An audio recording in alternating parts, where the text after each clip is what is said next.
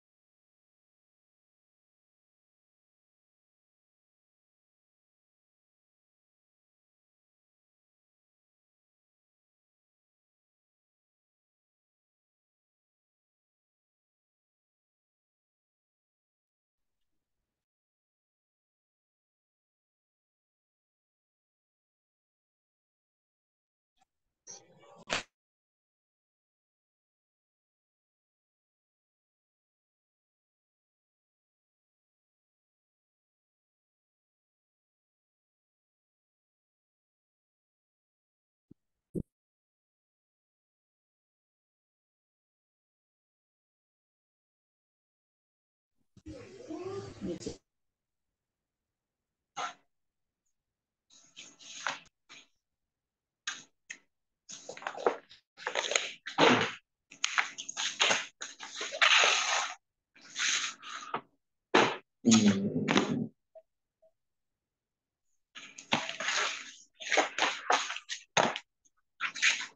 Assalamualaikum. Waalaikumsalam warahmatullahi. Waalaikumsalam warahmatullah. Baru 13 ya. Kita kita tunggu dulu sebentar ya. Teman-teman yang lain biar masuk. Gimana kabarnya?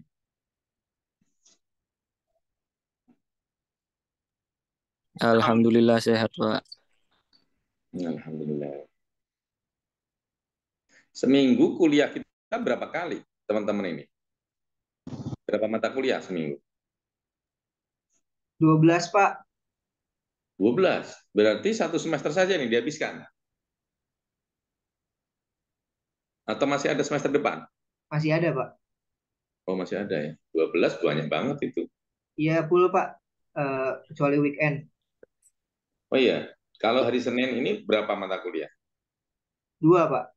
Setiap hari dua. Kecuali Rabu sama Jumat tiga. Oh gitu ya, mulainya sore semua ya. Kecuali Jumat Pak. Setelah ada Jumat jam 1 sampai Oh, maghrib. oh iya, iya, iya, iya. Saya sebenarnya pengen asar juga, tapi fisik saya nggak kuat. Saya hari Senin ngajar 4 mata kuliah. Dari jam pertama jam 7, ngajar lagi jam setengah 9, sampai jam 10.20. Terus jam 1 ngajar lagi sampai jam setengah 3-an. Jadi kalau saya paksakan hari lanjut kayak kemarin itu, satu titik fokus saya udah nggak kena. Nggak ada jeda untuk membaca lagi. Jadi saya mohon maaf, jadi kenapa itu saya pindah setengah 7 biar sekalian ada, paling tidak ada waktu dari asar sampai maghrib itu ya, baca-baca lah, sama-sama kita belajar. Baik, kita mulai ya. Assalamualaikum warahmatullahi wabarakatuh. Waalaikumsalam warahmatullahi wabarakatuh. Waalaikumsalam warahmatullahi wabarakatuh. Bismillahirrahmanirrahim. Alhamdulillahirabbil alamin. Wassalatu wassalamu ala asrofil anbiya'i wal mursalin.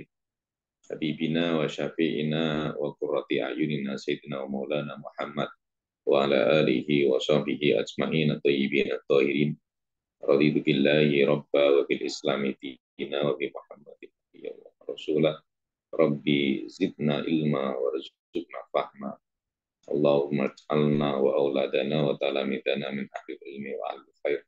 Wa la taj'alna min ahli syarri wa tughyan amin ya rabbal alamin. Teman-teman yang berbahagia, bapak-bapak, ibu-ibu semuanya, alhamdulillah hari ini kita bisa bertemu kembali dalam mata kuliah kewirausahaan nih. Jarangkali semestinya mata kuliah ini adalah mata kuliah yang paling santai, karena mata kuliah ini sebenarnya lebih pada kuliah kehidupan. Kita sama-sama belajar mengeksplor kira-kira apa yang cocok dalam diri kita ini menghadapi hidup. Jadi jangan bayangkan bahwa mata kuliah ini mata kuliah yang terlalu serius, rigid gitu ya. Apalagi teman-teman sudah punya banyak pengalaman di luar negeri. Oke, tanpa perlu memperpanjang kalam, untuk hari ini kita akan bicara tentang bagaimana menggali. Tema kita itu adalah menggali potensi diri. Karena ini penting sekali berkenaan dengan dunia entrepreneurship. Seorang guru gitu, pernah menasihati saya sederhana berkenaan dengan ini. Berkenaan dengan menggali potensi, kita harus tahu tentang diri kita, kita harus tahu apa yang kita inginkan. Gitu. Siapapun yang tidak tahu keinginan diri sendiri itu, seberapapun banyak orang-orang hebat di sekelilingnya, tidak akan bisa banyak membantu. Kalau kita berada di terminal itu, lihat nenek-nenek yang mundar mandir gitu. Misalnya banyak orang akan mencoba menolong nenek itu, misalnya, nek mau kemana, kan pertanyaannya itu. Kalau seandainya nenek mengatakan dari Semarang, dia bilang saya mau ke Jakarta, maka akan banyak orang yang membantunya. Oh, ini mau ke Jakarta, jangan naik bis itu, naik. Itu keliru karena itu ke Jogja. Naik bis yang ini ke Jakarta, kan gitu. Tapi kalau nenek itu ditanya, Nek mau kemana? Saya juga nggak tahu, cu, mau kemana. Nah itu problem besar. Orang yang semestinya punya potensi membantu nenek itu tidak bisa membantu apa-apa, mau nenek itu nggak tahu mau kemana. Nah seperti itulah dalam hidup ini, Gil. Kalau kita nggak punya mimpi, ya, kalau kita nggak punya impian, kita mau kemana, ya tidak akan ada siapapun yang bisa menolong. Dan kita tidak ada standar apakah jalan kita mendekati impian kita atau semakin menjauh dari impian kita, kan gitu. Baru kita tetapkan mimpi itu, jadi orang akan tahu apakah perjalanan hidup kita itu menuju mimpi atau tidak, gitu. Semakin mendekat atau semakin menjauh. Dari di situ kita bisa belajar ke banyak orang berkenaan dengan itu. Nah, oke, saya kira itu sebagai prolog saya berkenaan dengan tema kali ini, gitu ya. Beberapa hal yang nanti kita akan bicarakan seperti the power of dream, kekuatan dari impian, terus bagaimana membangun keyakinan, bagaimana berpikir dan bertindak sukses, gitu ya, entrepreneur dan mengenal hobi dan passion. Saya kira tadi sudah ada yang WA ke saya itu kirim materi dan saya kira teman-teman juga sudah dapat semua. Jadi silahkan yang kebagian presentasi kami persilahkan ya, seluruh layar dan waktu kita serahkan kepada jenengan.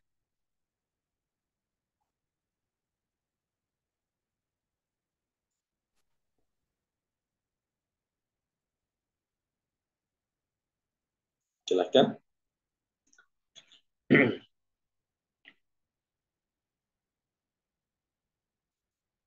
Sudah siap yang makalahnya atau belum masuk? Ini sudah Siap, banyak. Pak. Iya Pak, satu lagi sih Pak. Sudah 32. Atau kita absen dulu ya sambil menyiapkan itu, teman-teman, biar sambil menyiapkan presentatornya sambil absen aja. Mas Abdul Aziz. Abdul Aziz ada. Oke, Mas Ahmad Hilmi Fuadi. Hadir Bapak. Ini Fuadi. Mas Ahmad Al-Farisi.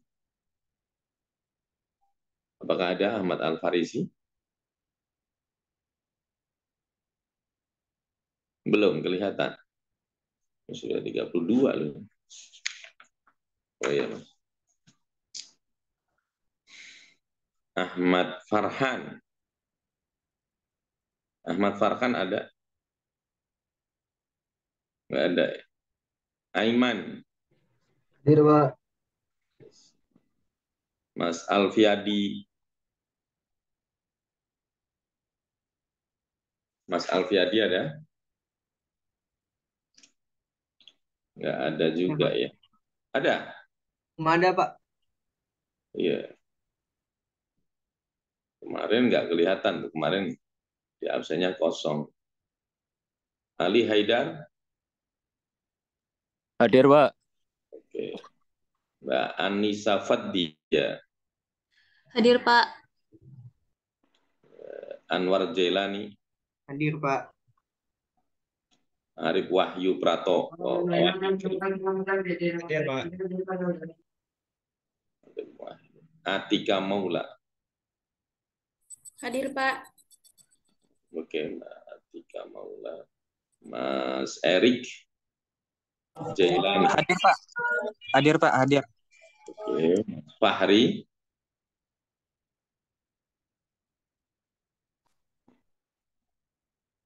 Mas Fahri. Mas Gifarul Fikri. Hadir. Hadir. Oh, iya. Udah, Pak Makal udah siap? Hadir Pak, Fahri Pak. Mas Fahri Ananda, ya oke. Oke Pak. Pemakalannya kalau udah siap dimulai. Gugus Budi Hartawi. Gugus.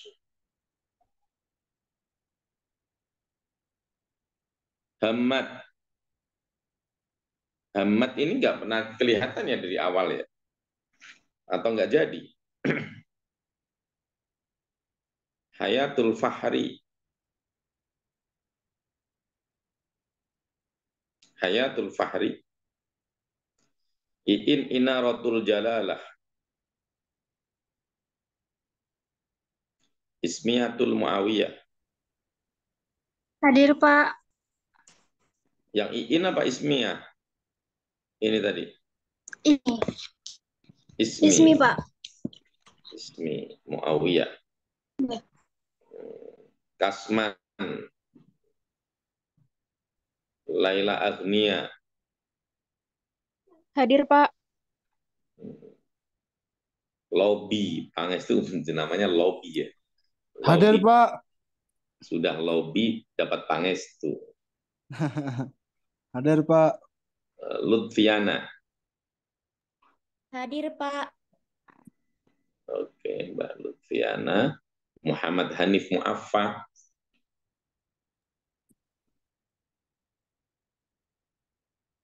Muhammad Sahrul Ibrahim.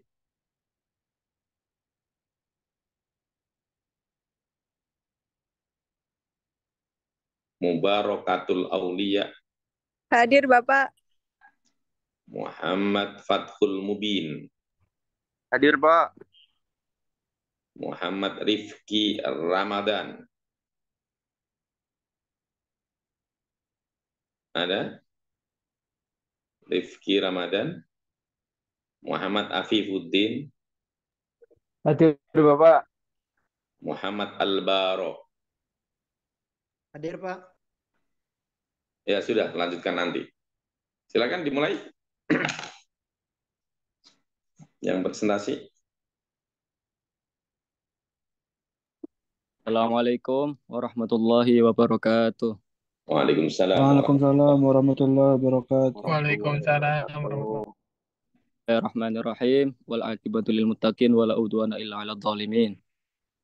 Sebelumnya perkenalkan nama saya Ali Haidar. Yang insyaallah kami dari kelompok 3 akan memaparkan hasil dari penelitian kami yang berjudul Menggali Potensi Diri. Dan sebelumnya hormat kami kepada Bapak Mujib Eftirozi selaku Kepala Mata Kuliah yang kami hormati. Di sini kami dari kelompok 3 akan mempelajari atau membahas tentang menggali potensi diri yang dimana ini adalah hal yang penting untuk kita ketahui selama menempuh hidup. Jadi kalau kita tidak bisa mengenali potensi diri kita, maka dari itu kitanya akan bingung. Kita itu menonjol dalam segi hal apa gitu. Insya Allah sore hari ini, malam hari ini kami bahas hal tersebut yang akan disampaikan oleh ini. Mohon maaf sebelumnya, kelompok 3 anggota kami ada Mbak Alfiati Hidayani dan punya saya, dan yang ketiga Mas Anwar Jailani, dan keempat Mbak Anissa Fadia Akila, dan yang kelima Mas Arif Wahyu Tri Utomo. Dan insya Allah ya? pemateri kita ada 3 dalam pembahasan ini. Yang pertama yaitu Mas Alfiati, dan yang kedua ada Mas Anwar, dan yang ketiga ada Mas Arif. Dan langsung saja untuk mempersingkat waktu, mohon Mas Alfiati untuk memaparkan hasil yang kita bahas untuk pelajaran kali ini. Monggo.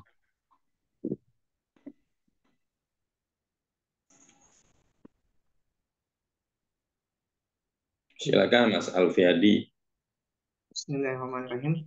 Mohon izin Bapak, ini kita lagi nunggu-nunggu beliau, cuman gak datang-datang, jadinya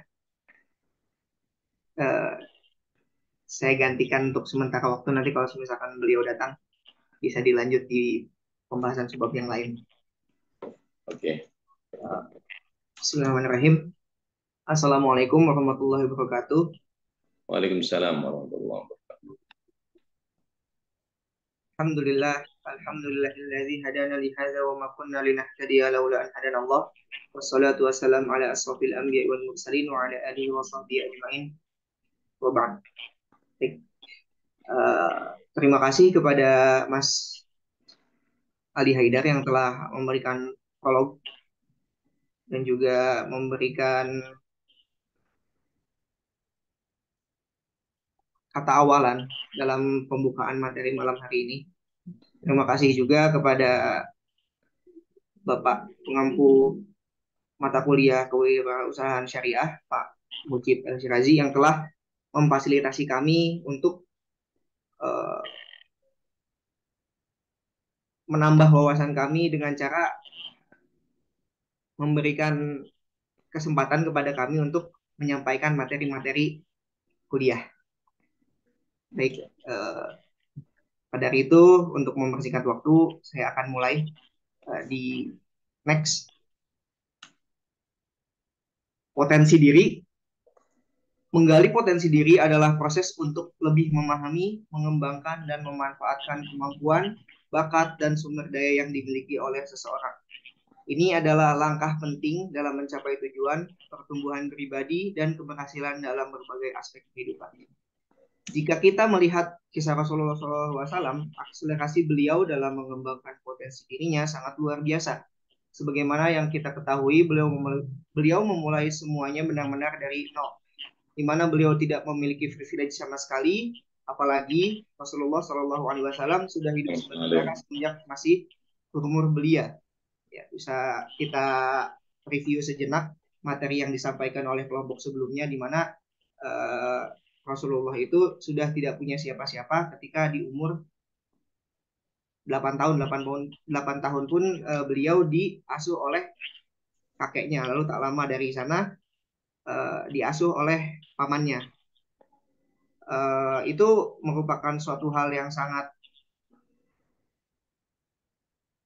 sulit untuk dihadapi, tapi kita bisa melihat dampak dari keteguhan beliau menghadapi semua permasalahan yang ada. Tapi hal tersebut tidak menjadi penghalang untuk terus melakukan improvisasi diri, dimulai dari seorang pengembala kambing berdagang hingga akhirnya menjadi manusia bijaksana, dan Allah angkat beliau menjadi seorang nabi dan rasul, sehingga beliau bisa menjadi seorang yang paling mulia. Ayat tentang potensi diri. A'udzubillahi minasyaitonirrajim. Bismillahirrahmanirrahim. Kul kullu ya'malu ala syakilati wa rabbukum a'lamu biman huwa ahda sabila. Katakanlah wahai Muhammad, setiap orang yang berbuat sesuai dengan pembawaannya masing-masing, maka Tuhanmu lebih mengetahui siapa yang lebih benar jalannya. Quran Surat Al-Isra ayat 84. A'udzubillahi minasyaitonirrajim. Bismillahirrahmanirrahim. Laqad khalaqnal insana fi ahsani taqwim. Sungguh kami telah menciptakan manusia dalam bentuk yang sebaik-baiknya. Tafsir Surat Al-Isra ayat 84 menurut Buya Hamka. Buya Hamka dalam tafsirnya Al-Azhar juz 15 4108 memaknai ayat ini atau ayat yang tadi, ayat Al-Isra ayat 84, dengan potensi manusia bekerja menurut bakatnya masing-masing. Lafaz syakilatih diartikan dengan bawaan atau bakat. Menurut Buya Hamka, setiap orang dilahirkan bersama dengan pembawaannya. Bahkan sudah ditentukan sejak dalam rahim. Pembawaan tersebut bermacam-macam, seperti dalam hal warna kulit, rupa, ataupun perangai. Hal tersebut mengindikasikan seorang tidak serupa dengan yang lain. Setiap manusia membuat syakilahnya masing-masing. Syakilah tersebut diantaranya dibentuk dengan daerah tempat ia dilahirkan, pergaulan di waktu kecil, lingkungan orang tua, pendidikan, pengalaman, perantauan, maupun perlawatan. Suatu hal tersebut membentuk jiwa setiap manusia. Menurut Buya Hamka, melalui ayat ini Allah memerintahkan manusia bekerja sesuai dengan bakat atau bawaannya masing-masing. Sebab itu sudah seharusnya manusia mengenal siapa dirinya dan memaksimalkan potensi yang ada di dalam dirinya. Dengan demikian, siapapun bisa mencapai amal kebaikan di hadapan Allah dengan potensinya masing-masing. Oleh sebab itu, dalam rangka mengenal diri, sendiri menjadi syarat mutlak dalam mendekati Allah Subhanahu wa taala. Pengembangan diri dalam Islam memiliki akar yang kuat dalam ajaran agama dan etika Islam. Dalam Islam, pengembangan diri bukan hanya tentang mencapai kesuksesan materi atau karir, tetapi juga tentang pertumbuhan spiritual, moral, dan pribadi yang mendalam. Berikut beberapa prinsip pengembangan diri dalam Islam. Yang pertama, iman dan takwa. Sudah sepatutnya iman ini menjadi dasar dari segala hal bagi seorang muslim dalam bertindak maupun berperilaku. Inti dari pengembangan diri dalam Islam adalah memperdalam iman dan takwa. Ini mencakup ketaatan kepada Allah, menjalankan perintahnya, dan mematuhi larangan-larangannya. Seperti yang diucapkan oleh Buya Hamka, yang dikatakan oleh Buya Hamka di slide sebelumnya, bahwasannya mengenali diri kita sendiri adalah syarat mutlak untuk kita bisa mendekatkan diri kita kepada Sang Pencipta, itu Allah Subhanahu wa taala. Bagaimana kita bisa mendekatkan diri lebih dekat atau memberikan seluruh penghambaan kepada Allah ketika kita tidak mengenali siapa diri kita, siapa pencipta kita, dan untuk apa kita ada di dunia. Pengembangan diri dalam Islam dimulai dengan memperkuat hubungan pribadi dengan Allah Subhanahu wa taala. 2. Pelaksanaan salat. Salat adalah ibadah utama dalam Islam. Melaksanakan salat dengan khusyuk dan sesuai dengan waktu yang telah ditentukan adalah langkah penting dalam pengembangan spiritual. Studi Al-Quran dan Hadis. Studi Al-Quran dan Hadis atau tradisi Nabi Muhammad SAW, kita bisa menyebutnya sebagai mukjizat Rasul, yaitu Al-Quran, dan juga kalam beliau yang didokumentasikan oleh para sahabat menjadi sebuah hadis, entah itu perkataan, perbuatan, ataupun yang lainnya. Pasti teman-teman sudah sangat paham akan hal ini. Membantu seorang memahami ajaran Islam dan mengaplikasikannya dalam kehidupan sehari-hari, bacaan dan pemahaman tentang ajaran Islam adalah bagian penting dari pengembangan diri. Moralitas dan etika. Islam menekankan pentingnya etika dan moral yang baik. Pengembangan diri melalui Islam melibatkan perilaku yang jujur, adil, dermawan, dan etis dalam semua aspek kehidupan. Ini sudah kita bisa lihat perilaku-perilaku ini dalam sosok Rasulullah SAW. Bagaimana beliau dengan kejujurannya, dengan keadilannya, dan dengan kedermawanannya. Bagaimana cara beliau berdagang yang sudah dijelaskan di materi kemarin, dan bagaimana cara beliau memutuskan sesuatu supaya tidak menghasilkan konflik berkepanjangan, dan juga bagaimana kedermawanan beliau untuk orang lain gitu. Bahkan Rasulullah pun mengajarkan kepada kita untuk ihsan, yaitu mengutamakan orang lain daripada dirinya sendiri, dan etis dalam semua aspek kehidupan. Penyucian diri adalah proses membersihkan hati, pikiran, dan tindakan dari dosa, kebencian, iri hati, dan sifat-sifat negatif lainnya. Keilmuan Islam mendorong umatnya untuk mencari pengetahuan. Oleh karena itu, pendidikan dan pengetahuan adalah bagian penting dari pengembangan diri dalam Islam.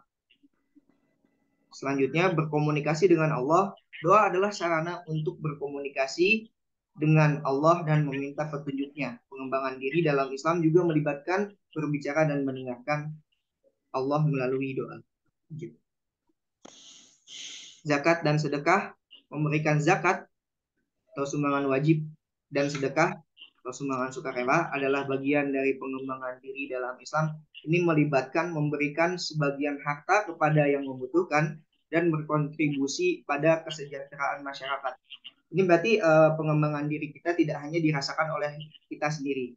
Adapun jika saja kita merasakan manfaat dari apa yang telah kita kembangkan dalam diri kita, orang di sekitar kita pun patut untuk merasakannya.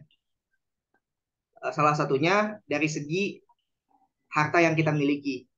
Zakat dan sedekah ini mengajarkan kita untuk merelakan apa yang kita punya. Bahkan Allah mengajarkan bahwasannya ada hak-hak orang lain dari sebagian harta kita. sikap sabar dan bersyukur. Islam mengajarkan pentingnya bersabar dalam menghadapi cobaan dan bersyukur atas nikmat yang telah Allah berikan. Ihsan atau kebajikan, meningkatkan diri melalui ihsan, yaitu melakukan sesuatu dengan sebaik-baiknya dengan niat dan tujuan yang tulus. Pengembangan diri dalam Islam adalah perjalanan yang berkelanjutan menuju kesempurnaan pribadi dan kebaikan moral. Ini melibatkan komitmen untuk meningkatkan hubungan dengan Allah dan berperilaku baik terhadap sesama manusia. Bagi umat Islam, pengembangan diri adalah bagian penting dari ibadah dan pencarian makna dalam hidup. Baik, selanjutnya akan dilanjutkan oleh Mbak Anissa.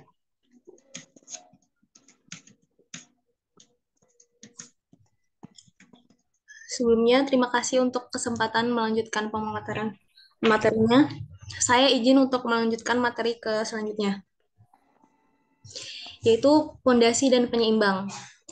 Poin-poin yang disampaikan sebelumnya tentunya menjadi perhatian utama bagi seorang Muslim untuk dijadikan sebagai pondasi dan penyeimbang. Sebagai seorang Muslim, tentunya kita percaya bahwa dunia itu tuh bukan akhir dari kehidupan kita. Kita percaya sama janji Allah bahwa akan ada kehidupan setelah kematian. Maka dari itu, sebagai seorang Muslim, kita harus senantiasa berpegang teguh pada prinsip-prinsip yang telah disampaikan sebelumnya, karena hal-hal tersebutlah yang membedakan antara kita dengan orang-orang kapitalis. Potensi diri juga secara umum adalah proses gimana sih cara kita untuk mengenali dan mengetahui kelebihan dan kekurangan yang ada pada diri kita. Ada beberapa langkah yang perlu kita perhatikan untuk membantu kita dalam proses pengembangan diri. Yang pertama adalah introspeksi. Kita memulai dengan merenungkan siapa kita, apa yang kita sukai, apa yang kita kuasai, dan apa yang membuat kita bahagia. Kita coba untuk lebih memahami apa sih minat, nilai, dan tujuan pribadi kita. Selanjutnya adalah identifikasi bakat dan kemampuan. Kita evaluasi apa yang kita lakukan dengan baik. Apakah kita memiliki bakat khusus dalam bidang tertentu, seperti seni, olahraga, matematika, atau komunikasi. Kita mengidentifikasi kemampuan unik yang kita miliki. Adapun selanjutnya yaitu tujuan dan ambisi. Kita menentukan tujuan jangka panjang dan tujuan jangka pendek. Apa sih yang ingin kita capai dalam hidup ini? Nah, nantinya tujuan ini akan memberikan kita fokus dan arah dalam upaya kita untuk menggali potensi diri. Selanjutnya adalah belajar dan berkembang. Kita coba untuk terus belajar dan berkembang. Kita baca buku, hadiri seminar, ikuti kursus, atau cari mentor yang bisa membantu kita untuk meningkatkan pengetahuan dan keterampilan kita. Selanjutnya adalah mengelola waktu dengan baik. Nah, manajemen waktu yang efektif dapat membantu kita untuk meningkatkan potensi diri kita dengan lebih baik. Kita memprioritaskan tugas dan aktivitas yang mendukung tujuan kita. Selanjutnya adalah mengelola diri dan kesehatan. Nah, kita memperhatikan kesehatan fisik dan mental kita dengan istirahat yang cukup, makan seimbang, berolahraga, dan mempraktikkan teknik relaksasi. Kesehatan yang baik ini pastinya juga mendukung kemampuan kita untuk terus menggali potensi diri. Adapun selanjutnya itu mengambil resiko. Jangan pernah takut untuk mengambil resiko yang rasional, karena kadang-kadang kalau kita melangkah keluar dari zona nyaman, itu tuh merupakan suatu langkah yang penting untuk kita bisa menggali potensi diri. Adapun selanjutnya itu jaringan dan hubungan. Bangun hubungan dengan orang-orang yang memiliki minat dan tujuan serupa. Kenapa?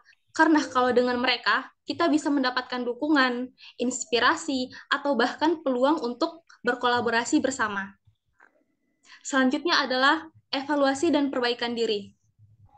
Kita terus pantau, kemajuan kita udah sampai mana nih, kita ngevaluasi apa sih yang berhasil dan apa yang enggak, lalu kita lakukan perbaikan apa yang perlu diperlukan dalam hal tersebut. Nah, hal ini tuh merupakan suatu langkah yang penting untuk kita dalam proses menggali potensi diri. Selanjutnya adalah kesadaran diri. Selalu tingkatkan kesadaran diri kita, pahami kekuatan, kelemahan, dan pola pikir kita. Kesadaran diri ini tentunya akan membantu kita untuk mengelola potensi diri dengan lebih baik. Adapun selanjutnya adalah menuju tak terbatas melalui mimpi, passion, dan penggalian potensi. Setiap impian besar berawal dari seorang pemimpi.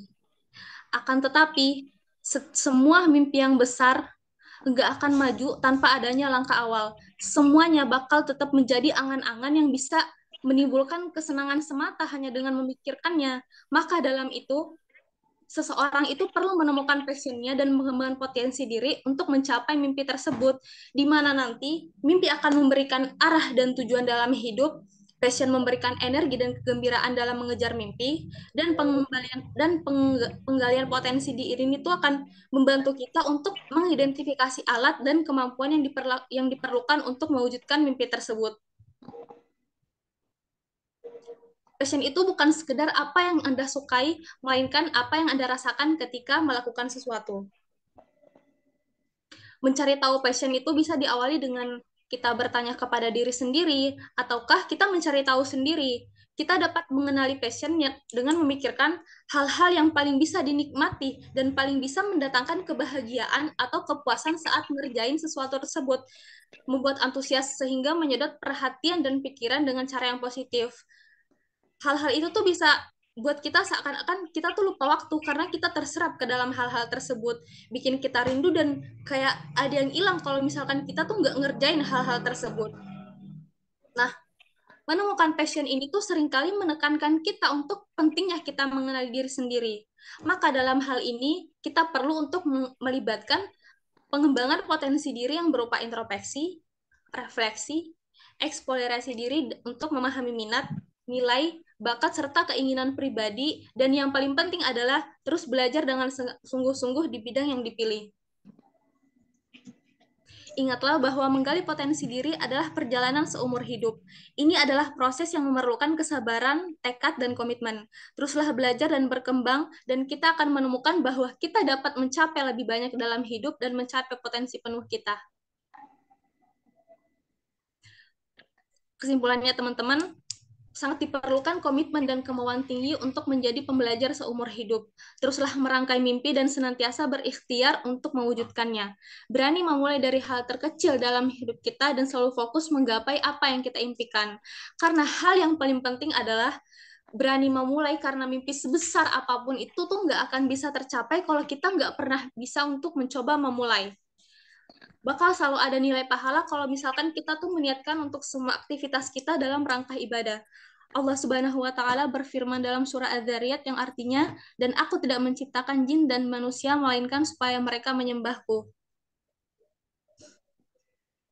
Terima kasih untuk forum, saya kembalikan kepada moderator.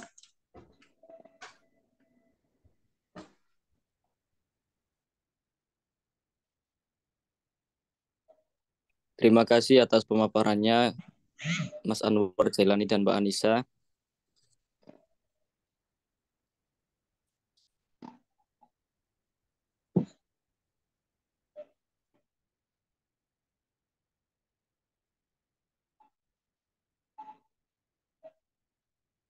Kalau dilanjut diskusi, barangkali ada yang ngasih tambahan. Tidak harus mempertanyakan ya, peserta yang lain bisa jadi punya pengalaman berkenaan tema ini sehingga memperkaya kajian kita.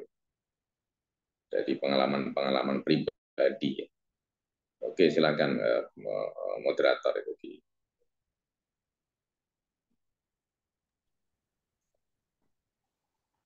Atas pemaparan Mbak Anissa dan Mas Anwar, kita bisa simpulkan. Jadi ada beberapa prinsip pembagian diri dalam Islam. Yang pertama yaitu iman dan takwa, dan yang kedua pelaksanaan salat, dan yang ketiga studi Al-Quran dan hadis, dan keempat moralitas dan etika, dan yang kelima penyucian diri, keenam keilmuan, dan 7 berkomunikasi dengan Allah, dan yang ke-8 zakat dan sedekah, dan yang ke-9 sikap sabar dan bersyukur kita kepada Allah, dan yang ke-10 yaitu ihsan. Jadi di sini ada 10 pengembangan diri kita agar kita bisa mengetahui potensi kita yang diberikan oleh Allah untuk kita untuk kita kembangkan agar menjadi yang lebih baik. Terus pondasi penyeimbang tadi yang telah dipaparkan oleh Mbak Anissa, yaitu introspeksi kita kepada diri kita dan identifikasi bakat dan kemampuan kita. Tujuan dan ambisi, belajar dan kembang, dan mengelola waktu dengan baik. Dan tidak lupa juga mengelola diri kita dari kesehatan. Monggo, apabila ada yang ingin menambahkan untuk masalah pembahasan ini, monggo dipersilakan. Ataupun yang mau bertanya, monggo silahkan.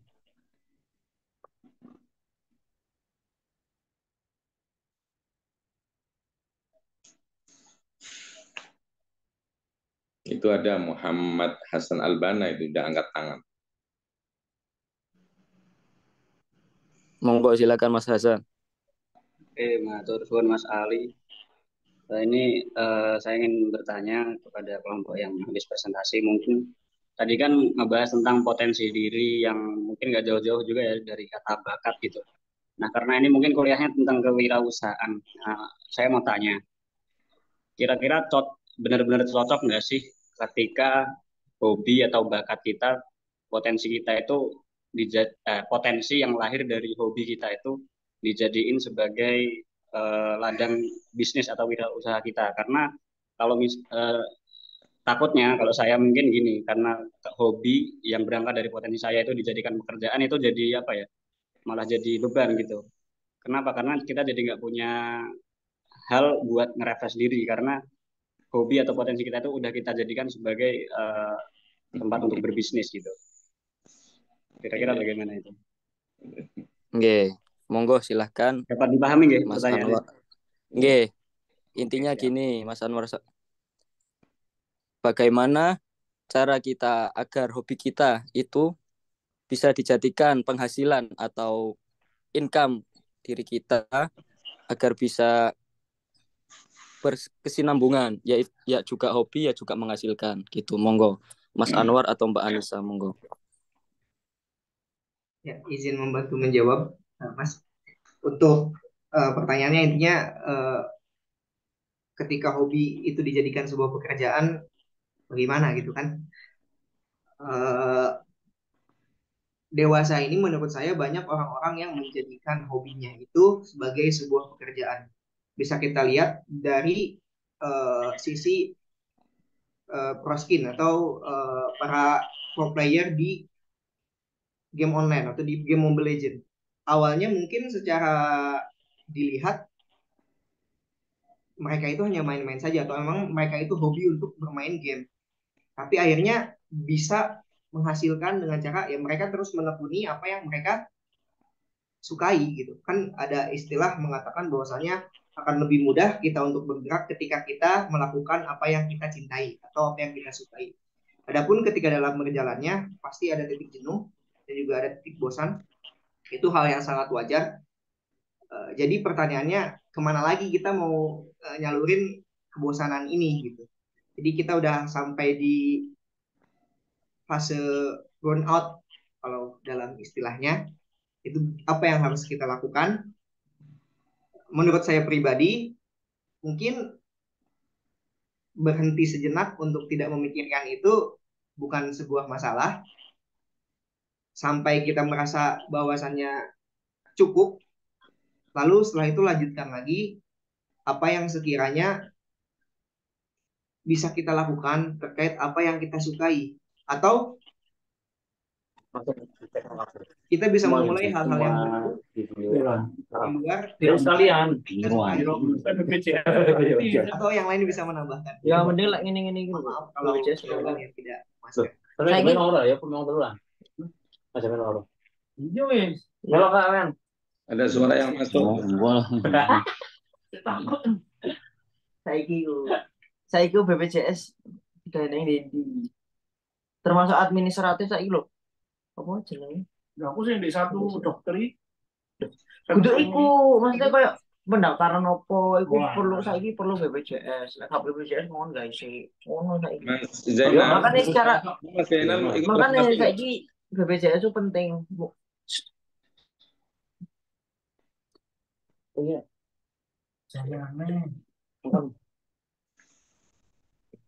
Halo,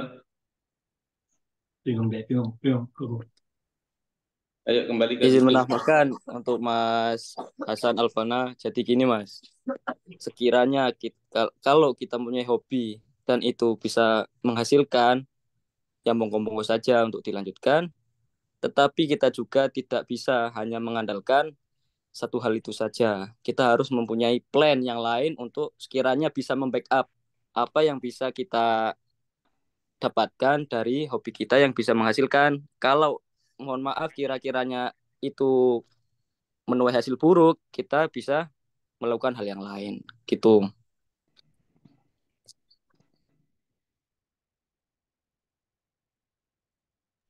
Oke, terima kasih atas jawabannya Mas Ahai dan Mas Anwar. Sangat menjawab. Matur suwun. Sami-sami. Monggo yang lain, sekiranya ada yang ingin ditambahkan ataupun yang ingin bertanya mengenai pembahasan kita malam ini, monggo.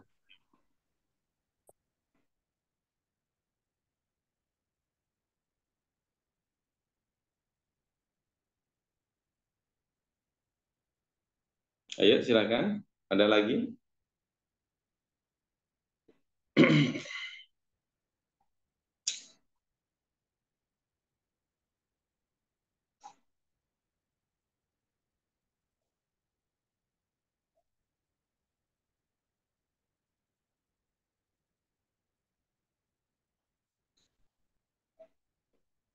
Sudah nggak ada ya?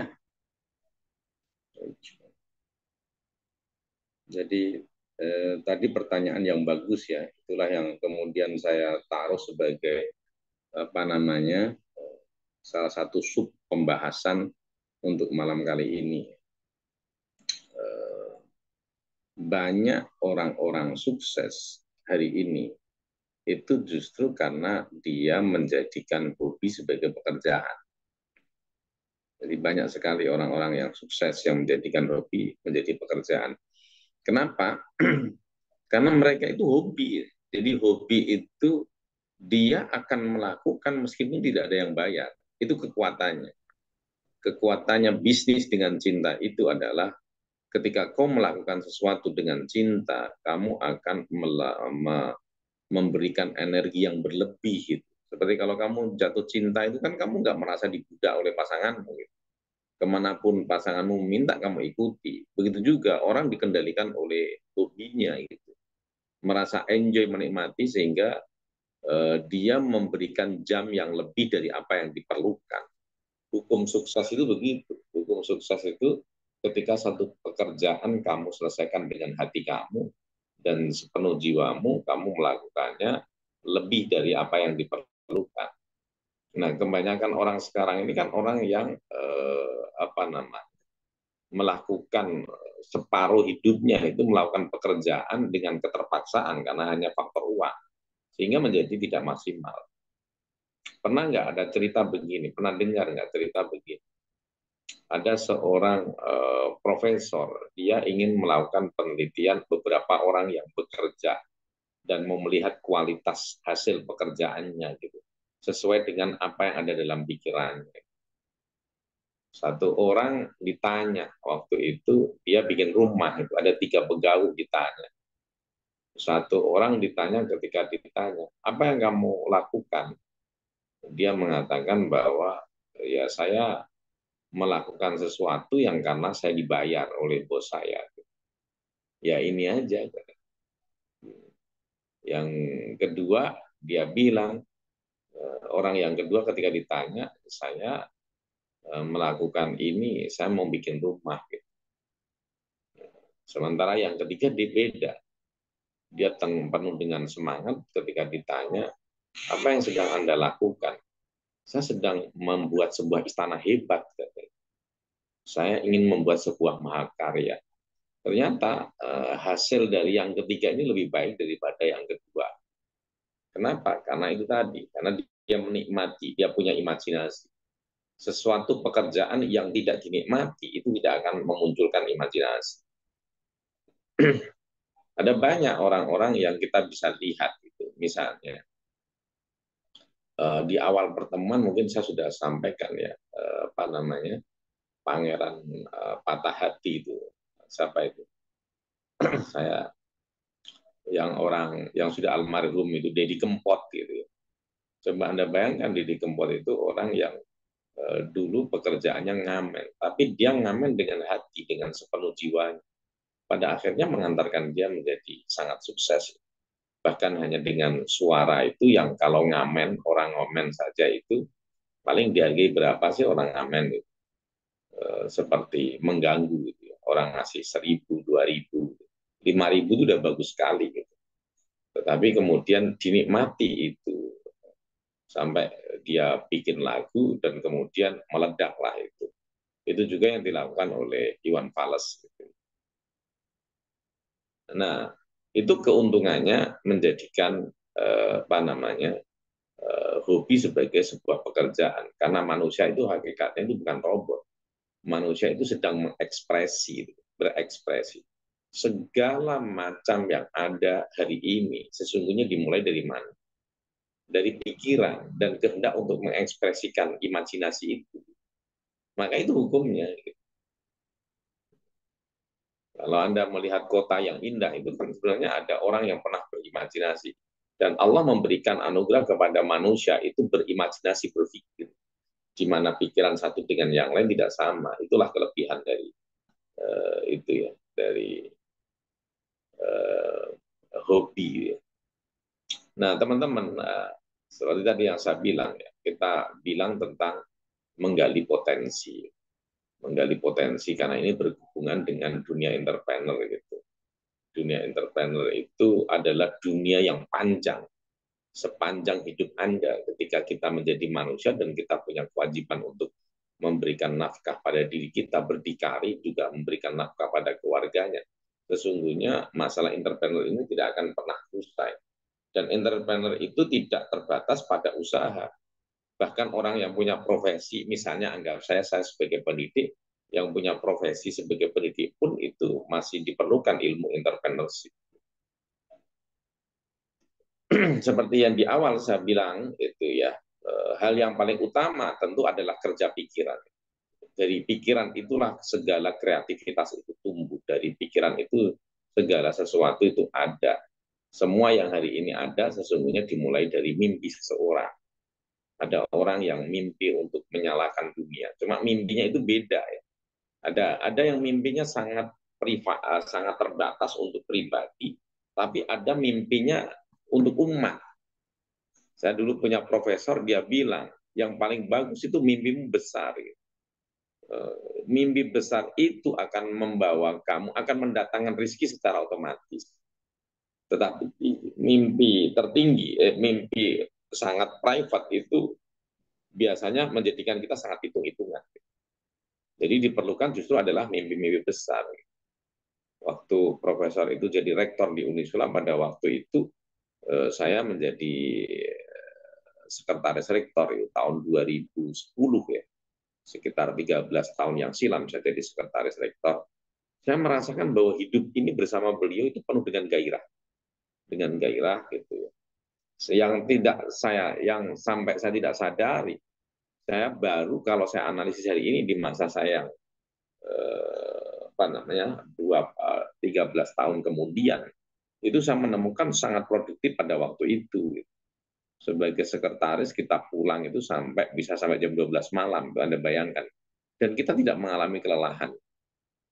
Namanya Profesor Laude pada waktu itu. Punya mimpi itu ya. Mimpi untuk melihat orang Islam hebat.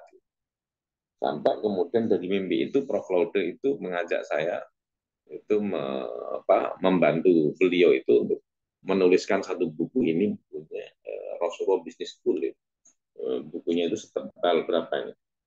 541. Ketika saya jadi sekretaris itu tidak terasa saya mengarang buku di tengah kesibukan bersama beliau itu selalu panel ya. Itu lebih dari 10 buku. Gitu. Justru saya jumpai ketika hari ini saya tidak jadi apa-apa selain menjadi dosen. Nah, kenapa itu terjadi? Karena ada impian, gitu. Ada impian ingin melihat umat ini hebat, bahasa Prof. Laude waktu itu. Mari kita berpikir, imajinasi kita tak terbatas, uang akan mengikuti imajinasi itu. Itu yang selalu ditekankan kepada kita gitu. Dan setiap satu tahap, satu imajinasi itu terlampaui gitu ya. Satu pikiran terlampaui itu sangat membahagiakan. Gitu. Misalnya kita nulis itu, saya dulu itu nulis, saya background-nya terus terang, saya sambil kenalan ya. S1 sama S2 saya di tafsir sebenarnya. Tetapi bertemu dengan beliau dirubah orientasinya. Beliau bilang ilmu itu kebenaran Al-Quran itu sudah satu poin. Poin yang kedua adalah kebenaran itu harus dibuktikan dalam realitas sejarah. Sehingga kemudian kita banting setir untuk ambil doktor di sejarah. Nah, ketika itu beliau bilang umat ini harus tunjukkan bagaimana cara berpikir orang-orang dulu, bagaimana pencapaian orang-orang dulu. Dan untuk melihat itu kita harus kunjungi langsung tempat-tempat di dunia ini. Jadi saya bersyukur sekali waktu itu saya dampingi beliau itu, saya diajak ke misalnya ke Maroko gitu ya. Karena kalau mau melihat Andalusia, semua peradabannya sudah dipindah ke Maroko. Jadi kita masuk ke universitas tertua itu Fes gitu ya. Kita ke Rabat gitu ya.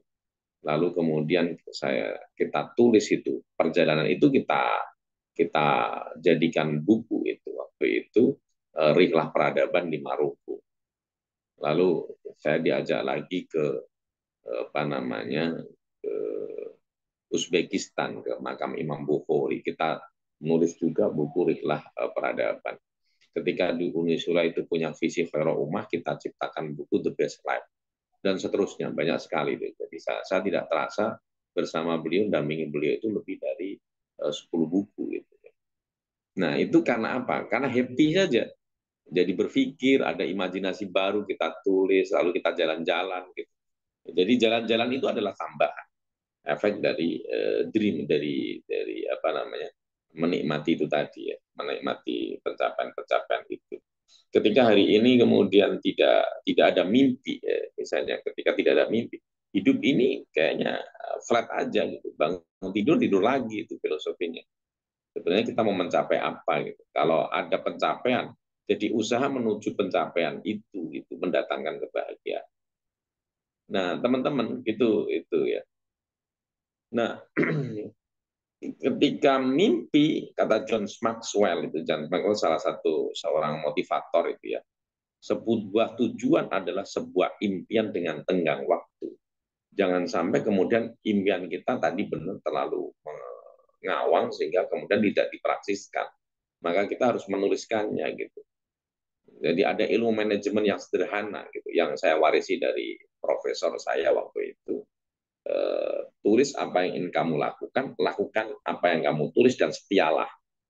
Kebanyakan kita itu kan hari ini kita ngimpi apa, besok ketemu orang ngimpi apa lagi, besok ngimpi apa lagi, habis itu lupa dengan impian kita sendiri yang nggak akan terjadi apa-apa gitu. Jadi kita harus konsisten, ngimpi apa gitu, targetmu target apa gitu. Nah, dan itu membahagiakan sekali. Pengalaman saya misalnya, sampai hari ini saya adalah saya punya hobi yang terus saya adalah menemani mahasiswa berdiskusi. Maka saya bikin namanya komunitas penikmat buku. Itu hobi itu sejak tahun 98 saya kuliah dulu. Ya. Hobi saya itu dengerin orang diskusi. Gitu. Nah itu sampai sekarang itu banyak orang mahasiswa saya suruh datang ke rumah. Dengan itu karena ini tersebar nggak mungkin datang ke rumah saya. Nah itu menyenangkan sekali. Ya. Nah, kemudian ketika di kampus kita lihat orang ngisi bedah buku gitu ya, dikasih uang, itu menjadi iseng-iseng berhadiah itu bagi saya gitu. Karena tanpa dikasih uang pun kita akan tetap berdiskusi gitu. Nah, ketika kita tahu paham apa yang sesuatu yang paling menyenangkan bagi kita, maka pekerjaan itu menjadi menyenangkan. Setiap hari kita pengen bangun untuk segera menyongsong pagi untuk mengerjakan apa yang kita sukai. Nah itu ya. Kembali ke tadi John Maxwell, tujuan adalah sebuah impian dengan tegang waktu. Kita harus merencanakan, kita harus impian tadi kita harus ilmuni, Tadi di awal saya bilang, kalau nenek-nenek mondar-mandir dia nggak tahu tujuannya, tidak ada orang yang bisa menolong. Sekarang pertanyaannya, dia sudah memutuskan tujuan, saya mau pergi ke Surabaya. Baru di situ akan ada informasi banyak cara untuk menuju Surabaya, itu loh. Banyak cara, tinggal kita mau memilih mana yang lebih efektif dari cara-cara itulah. Baru itulah yang disebut dengan rencana tindakan. Misalnya, teman-teman alumni dari Timur Tengah, impian apa yang bisa didatangkan dari alumni Timur Tengah? Kan banyak sekali sebenarnya kan, apalagi di hari ini. Hari ini tuh pekerjaan yang selalu ditunggu orang itu kan sebenarnya pencerahan keagamaan. Jadi itu dakwah yang tiba-tiba tidak pernah kita bayangkan akan mendatangkan uang. Tentu kita tidak dalam niat itu ya, tidak dalam niat itu. Nah, tadi saya bilang kalau kita tekun pada diri sendiri, Allah akan membantu kita. Gitu. Jadi orang yang khusus memikirkan nasib orang, maka diri kita akan dipikirkan oleh Allah. Gitu. Banyak orang yang semacam itu. Teman-teman bisa. Saya punya relasi yang saya lihat dia dari Mesir pulang itu. Dia fokusnya hobinya karena mungkin di Mesir dia suka sekali dengan kitab-kitab ya. Dia menjadi keliling itu dia menjadi pemasok kitab dari Timur Tengah. Saat yang sama dia menghabiskan waktu nemeni santri-santri di kampung itu ya, belajar kitab. Dan itu luar biasa. Bagi saya itu luar biasa. Nah, jadi sangat mungkin ya pekerjaan menyatu dengan passion kita gitu, dengan visi besar kita. Jadi usaha kita untuk menyalakan cahaya meskipun kita adalah lilin kecil itu sangat bermakna. Kesadaran bahwa apa yang kita lakukan ternyata bisa memberikan keuntungan atau bisa memberikan kemanfaatan bagi orang lain, itu betul-betul sesuatu yang sangat membahagiakan. Nah, teman-teman, berkenaan dengan kekuatan imajinasi itu kita harus adil memperlakukan diri kita sendiri. Seringkali kita itu menakar diri kita terlalu rendah karena kita terlalu berpikir banyak resiko gitu ya. Cara berpikir kita itu mempengaruhi cara tindakan kita. Gitu. Ada satu dongeng gitu ya, dongeng sederhana gitu ya. Ada gajah, anak-anak gajah itu ditangkap, diikat di tiang gitu. Selama bertahun-tahun itu tidak dilepaskan. Pada waktu kecil gajah itu berusaha melepaskan, tapi tenaganya nggak kuat. Sampai kemudian gajah itu tumbuh menjadi gajah yang besar, yang secara logika dengan tiang yang sama, yang sebenarnya tiang itu kecil, rantainya juga kecil gitu. Kalau gajah menggunakan energinya jebol itu, tapi ternyata tidak bisa. Kenapa? Karena setiap hari memang dia sudah dibangun keyakinan bahwa dia tidak mampu menghadapi tiang itu.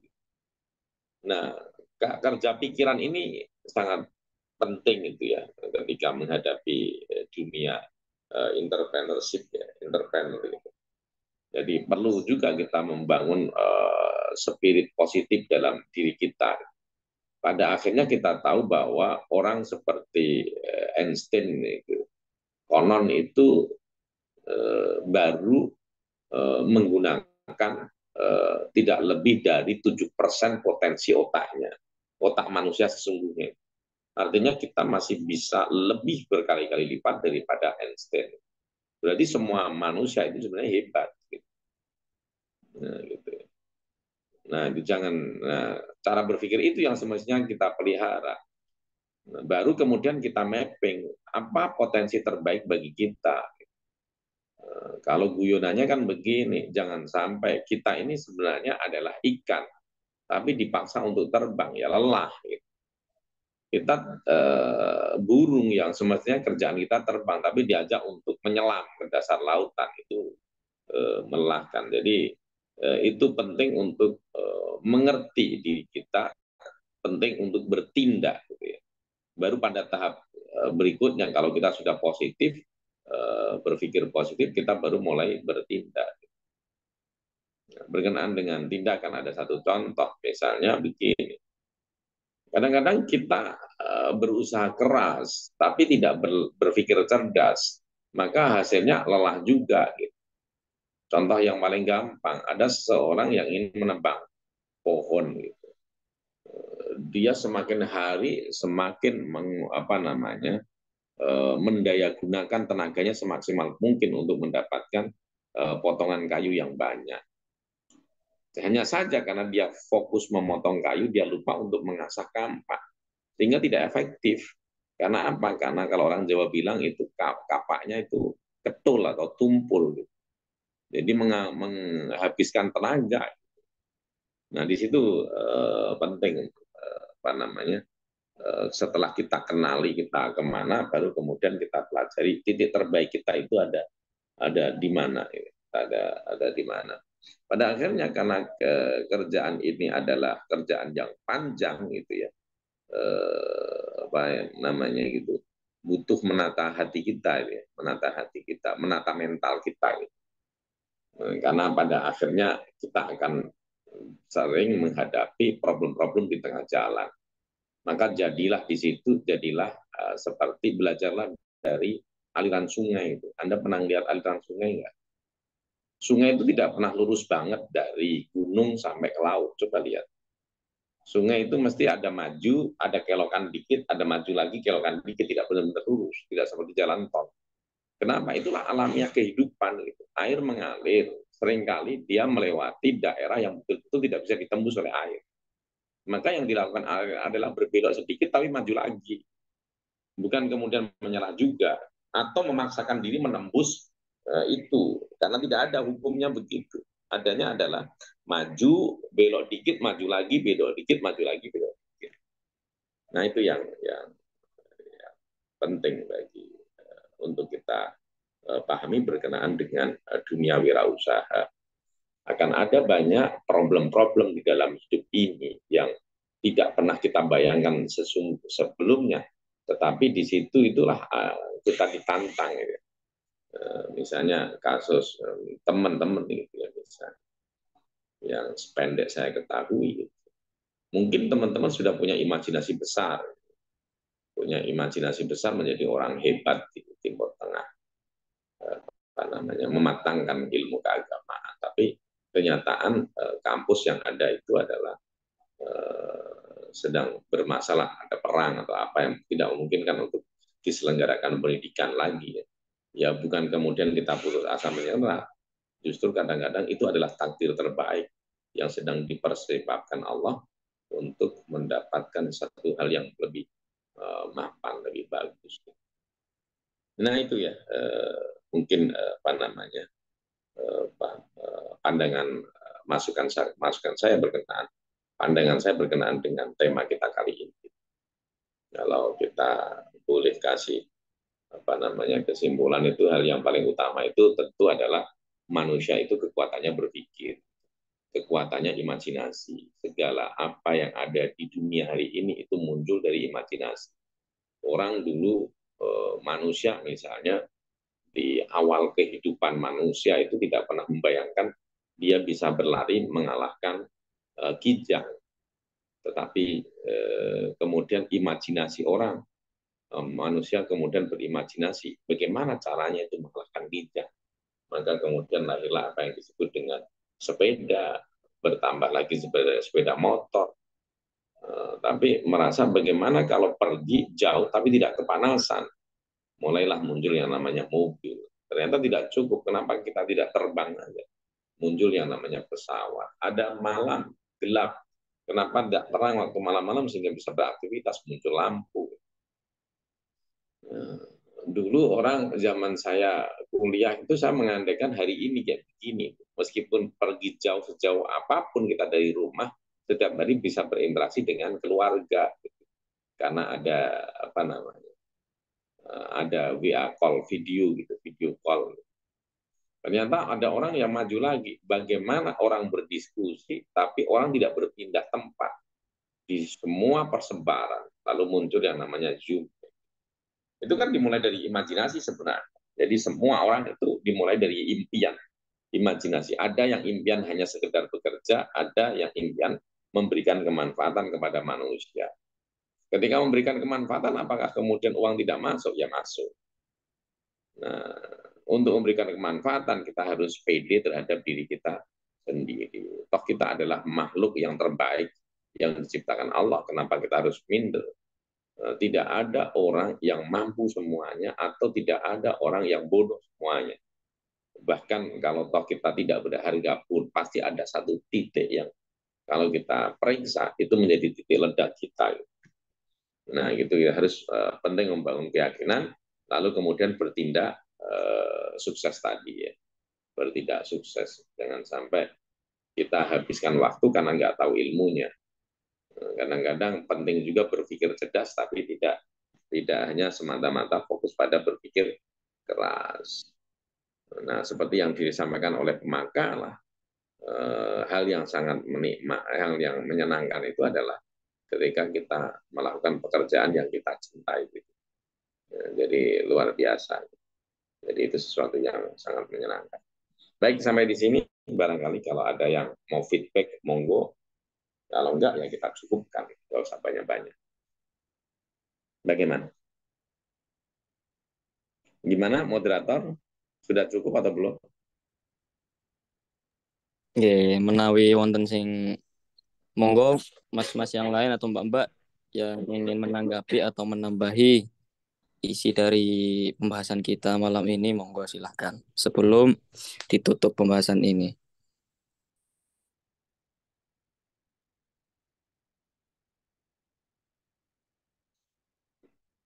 Ya, gimana? Kalau kita belajar dari sejarah orang-orang besar ya, orang-orang besar itu selalu mampu melihat sisi positif dari setiap peristiwa loh. Saya pernah baca itu misalnya Thomas Alva Edison punya pabrik, suatu ketika dia dikasih tahu anaknya kalau pabriknya terbakar. Begitu terbakar yang dikatakan Thomas Alva Edison apa? Ibumu cari nak, katanya. Kenapa? Kita ini adalah pemandangan yang seumur hidup barangkali tidak bisa kita temukan lagi. Jadi dia tidak membiarkan sisi negatif masuk dalam hatinya. Dia menikmati aja kobaran api itu, untuk kemudian besoknya memulai lagi. Ada yang kayak begitu. Ada dongeng yang lucu, seorang ibu-ibu memohon, orang miskin itu ya, memohon kepada Tuhan agar dikasih nasi, agar dikasih makanan.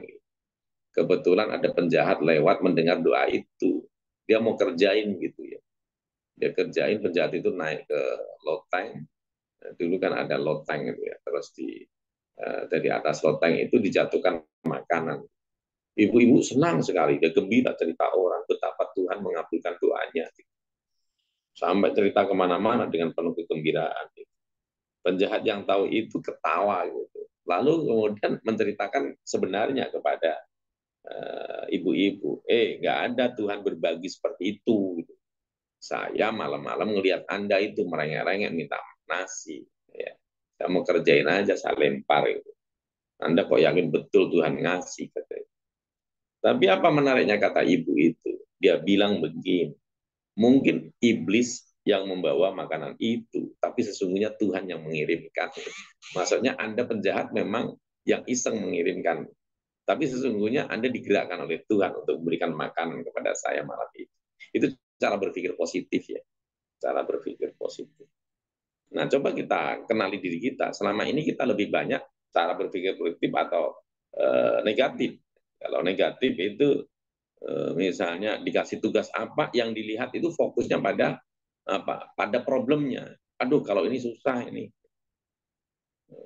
Dikasih apa? Orang misalnya orang dikasih hadiah sepeda itu masih menggerutu. Aduh, kok sepeda itu nanti kalau saya naik jatuh gimana gitu. Kalau saya kepanasan gosong bagaimana gitu. Terlalu banyak negatifnya. Selalu fokus pada risikonya sehingga orang tidak melakukan apa-apa.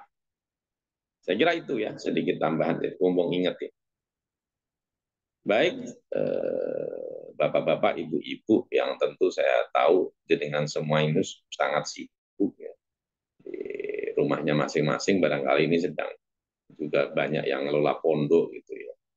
Saya tidak akan memperpanjang ini. Saya kira kita tutup gitu. Kalau sudah tidak ada yang didiskusikan, kita tutup untuk bertemu di minggu depan. Subhanaka Allahumma wa bihamdika asyhadu an la ilaha illa anta. Subhanakallahumma wa bihamdika. Assalamualaikum warahmatullahi wabarakatuh.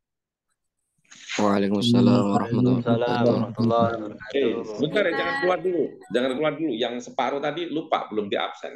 Yang separuh. Tadi baru separuh ya. Muhammad Al-Falah. Hadir, Ada. Pak. Muhammad Arifin. Muhammad Didi Izudin. Hadir, Pak. Hasan Albana tadi ada ya. Muhammad Iqbal. Hadir, Pak, hadir. Muhammad Kaireza. Sabikul Umam. Hadir, Pak. Saiful Arif. Muhammad Yazid. Ikhlasul Raid. Hadir, Pak. Rian. Hadir, Pak. Rizky. Hadir, Pak. Alfita Hafid.